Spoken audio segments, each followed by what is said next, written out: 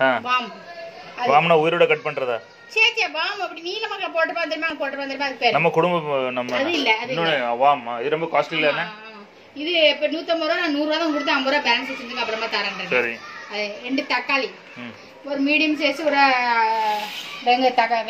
தேங்காய், வெங்காயம் இப்படி பொடிச்சு நறுக்கி வச்சு விடணும். இஞ்சி பூண்டு பேஸ்ட், கருவேப்பிலை எடுத்துக்கிறேன். எண்ணெயை காய வைக்கணும். எண்ணெய் ஊத்துங்க. சட்டியில அப்படி எண்ணெயில காய வச்சிடணும்.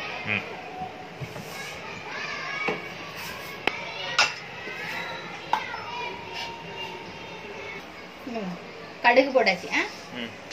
கடுகு பொடிச்சிடுறேன். அந்த படப்படப்பு அடங்கினதுக்கு அப்புறம் தான் கருவேப்பிலை எண்ணெயும் போடணும். அதுல ஏதாவது உண்டா பக்கம் உண்டு. நல்லா பொடியாது, அவ்வளவுதான் இருக்கும். எல்லாம் நின்னதுக்கு அப்புறம் ஓகே கம்ப்ளீட். இது பொடிஞ்சதுன்னா இதுக்கப்புறம் வெங்காயம் போடணும். இப்படி மிஷினில் வெட்டி வச்சுக்கணுங்க. ஆமாம், கைட்டை கூட நறுக்கி வச்சுக்கலாம். நான் கைட்டை நறுக்கல, இது மிஷினில் அப்படி பண்ணிக்கிட்டேன். ஏன்னா பொன்னிறமாக வரது வரைக்கும் கேப்பில் தேங்காய் அரைச்சிக்கிடும். சரி, தேங்காய் அரைக்கிறதுக்கு முன்னாடி வந்து இது போடணும். கொஞ்சம் இஞ்சி பூண்டு பேஸ்ட்டு. இது ஒட்டாத அதில்? அதுக்கு தான் வெங்காயத்தோட போடுறதுன்னா தனியாக போட்டால் ஒட்டும். இஞ்சி பூண்டு பேஸ்ட்டு போட்டாச்சு. பேஸ்ட் தண்ணி ஊற்றிக்கிட்டணும்.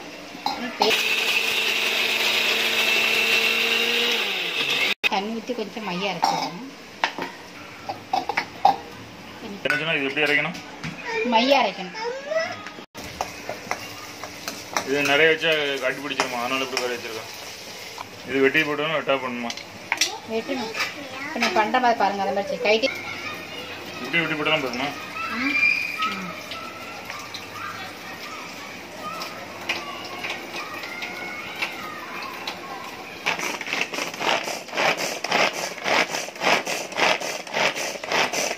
ஜோசி ப்ளீஸ் மா. ஜோசி ப்ளீஸ் வேண்டாம். பேஸ்ட் போட்டுருவாங்க. போட்டுட்டு நல்லா ப்ரௌனிஸா தம்பி கொண்டு அப்புறம் தக்காளி போடணும். சரியா? தக்காளி கைட்ட கூட நறுக்கலாம். சாப்பிட இவ்வளோ முடிவு பொடிச்ச நேரத்தில் நான் மேட்ச் பண்ணேன். தக்காளி போட்டு மேட்ச் பண்ண நேரத்தில் மஞ்சள் பொடி உப்பு போட்டோம்னா சீக்கிரம் அது நல்லா மசியும்.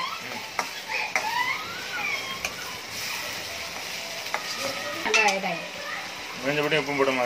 ஆமாம், தக்காளி போட்டதுக்கு அப்புறம் போட்டா நல்ல எண்ணெய் ஊற்றி வெளியே வர நல்ல மசியும். உப்பு வந்து நான் இப்போ கறிக்கு தகுந்தபடி ஃபுல்லாக போட போகிறேன்.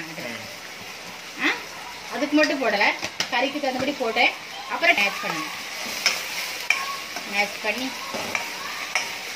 பொடி உங்கள் அம்மையிட்ட போங்க.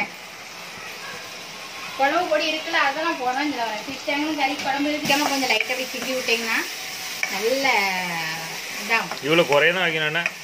நான் 2 நிமிஷத்தில் வச்சு எல்லாத்தையும் தூக்கி தூர போட்டுருவேண்ணா. அப்படின்னா ஆமாம், எல்லாம் போடாமல் எல்லாத்தையும் போட்டு அடுப்பில் வச்சு எடுத்துருவேண்ணா.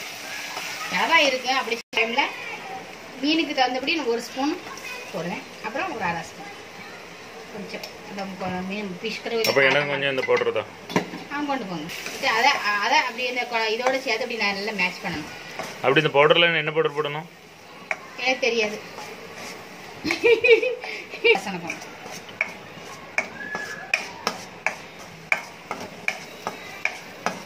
அதுக்கு எனக்கு நேரம்ல போல அப்படின்ட்டு இருக்கீங்க.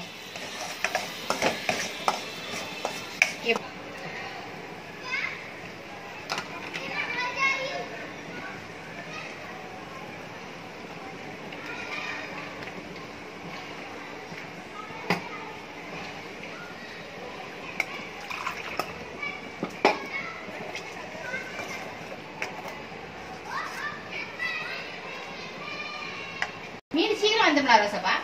நல்லா முதலே போடக்கூடாது. என்ன சொன்ன இதில்?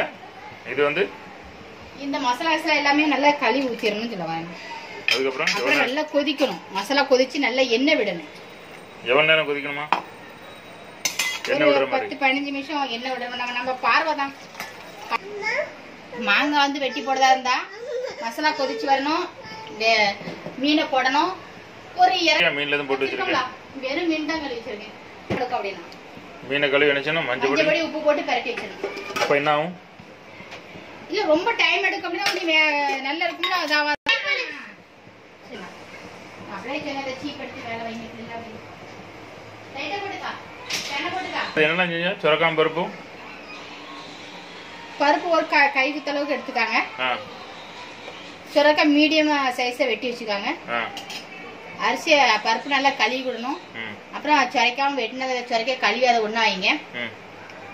காயம் போடுங்க, சீரகம் போடுங்க, ஒரு ஸ்பூன் சீரகம், ஒரு 4 பச்சை மிளகாய், அப்போ மஞ்சள் பொடி, காயம் சொட்டம்ல உப்பு, அதுக்கு தகுந்தபடி உப்பு, ஒரு தக்காளி வெட்டி போடுங்க. ஒன்றா போட்டு பிரட்டிக்கிட்டு அதை குக்கரில் வச்சுட்டேன்னா ஒரு 1.5 டம்ளருக்கு தண்ணி ஊற்றுங்க. அப்படியே வச்சிருங்க குக்கரில். ஒரு 3 விசில் நல்லா விசிலணும். ஒரு 5 நிமிஷம் சிலிமில் வைங்க, நல்லா வெந்துடும். அதுக்கப்புறம் அதுக்கப்புறம் நீங்கள் தாளிச்சு கொட்டி கிண்டிக்கிட்டு நல்லா தண்ணி இருக்கிறத பார்த்து தண்ணி இருந்துன்னா இன்னும் கொஞ்சம் நல்லா தண்ணி வச்சு வச்சுக்காங்க. மீடியமாக இருக்கணும், ரொம்ப கட்டியாக இருக்கணும், ரொம்ப குழுன்னு இருக்கக்கூடாது. அப்புறம் தாளிச்சு கொட்டிட்டு சாப்பிடணும். இது எப்படி கொதிக்கணும், என்ன கணக்கு, இது எவ்வளோ கொதிக்கணும் அப்படிலாம் உண்டா?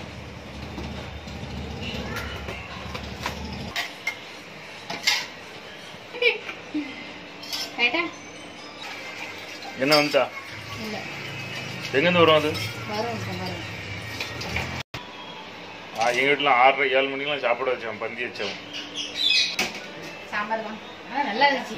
இப்படி மனம் வரேன்னா நீ இதுதான் இவ்வளவு பொறுமையா அதுக்கிட்ட நின்றுகிட்டு இருக்கியோ? அதான் வச்சு சக்குன்னு கொதிக்க விட்டு துரத்து போய் எடுத்துடலாம் இல்லையா? அப்படியே தூக்கி தூர தான் போட முடியும், எடுக்க முடியாது. நல்லா பேச கேட்க முடியாது. டக்குன்னு சொல்லுங்க, டக்குன்னு முடிங்கன்னா வரவே இருப்பீங்களா? ஓடா செவுட்டா நான் அழிஞ்சு வீட்டுக்கு அனுப்பி வச்சிருவேன். அதே மாதிரி தான் இப்ப நான் சொல்ல வந்தேன்.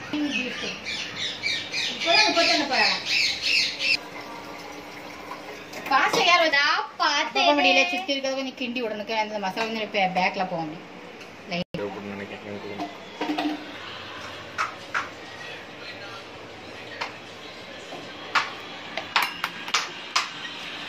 பால் ஊற்றி கொட்டிடணும். எங்க வேண்டியது நம்ம அந்த பையன் சின்ன பையன் இருக்கோம்ல. இதுக்கப்புறம் எவ்வளவு நேரம் கொதிக்க விடணும்? ஒரு 10-15 நிமிஷம் கொதிக்கணும். இன்னொரு 15 நிமிஷமா? நான் மீன் குழம்பே வைக்கல, கண்டி பிடிக்க வரையில கன்ஃபார்ம் பண்ணிட்டீங்கன்னா இதுக்கப்புறம் 15 நிமிஷம் சான்ஸே கிடையாது. இது வரைக்கும் பொறுத்தது பெரிய பாடு. இப்பெல்லாம் பண்ணாதான் அப்புறம் ஒரு 15 நிமிஷம் நல்லா இதாகணும். மசாலா சேரம்ல பாக்குற மீன்ல இதாகும், மெல்ட் ஆகும். அதுக்கப்புறம் மாங்காய் போட்டு ஒரு 5 நிமிஷம் மூடி வைக்கணும்.